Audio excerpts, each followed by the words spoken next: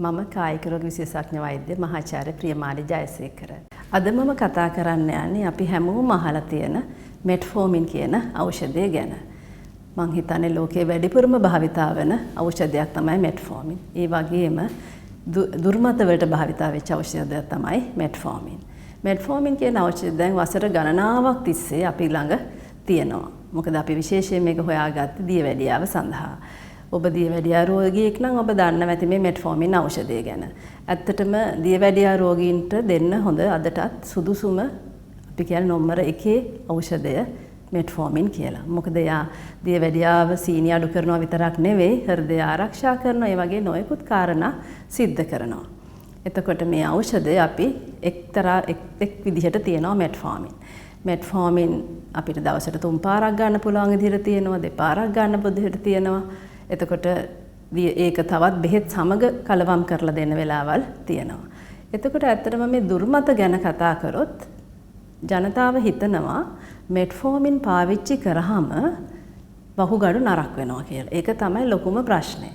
අපි මෙට්ෆෝමින් දුන්නාම රෝගියා මේක අරගෙන ගිහිල්ලා මේ දීලා තියෙන මෙට්ෆෝමින් කියලා බලලා ඒක බොන්න නැතුව ඊළඟට එනවා රුධිරයේ සීනි මට්ටම වැඩි කරගෙන. ඇත්තටම මෙට්ෆෝමින් වහුගඩු රෝගීන්ටත් දෙනවා. අපි මෙට්ෆෝමින් කියන එක දියවැඩියාව සඳහා දෙනවා. වහුගඩු රෝග අපි වර්ග කරනවා 1 2 3 4 කියලා වහුගඩු අකර්මණ්‍යයේ මුල අවස්ථාවේ 1 2 6ටත් අපිට මෙට්ෆෝමින් දෙන්න පුළුවන්. ඊට අමතරව සුලායට කාන්තාවන්ට දරුපල නැතුව ඉන්න අයට ඒ වගේ ප්‍රශ්න තියෙන අයටත් මෙට්ෆෝමින් ඖෂධය ලබා දෙනවා. එතකොට මේ ඇයි වහුගඩු කතාවයි මෙට්ෆෝමින් අතර තියෙන සම්බන්ධය මොකක්ද? ඇත්තටම වෙන්නේ රෝගීන් විදිහට ඔයගොල්ලෝ බෙහෙත් බොන්නේ නැතුව කාලාන්තරයක් තිස්සේ ඉන්නකොට වහුගඩු අකර්ණය හැමින්මපත් වෙනවා. මොකද මේ දියවැඩියාව රෝගය නිසා. එතකොට ඒක උනාට පස්සේ මේ තමන්ගේ රුධිර මට්ටම හරියට තියාගන්නේ නැති හින්දා තමයි මේක වෙලා තියෙන්නේ. එහෙම නැතුව මෙට්ෆෝමින් හින්දා නෙවෙයි.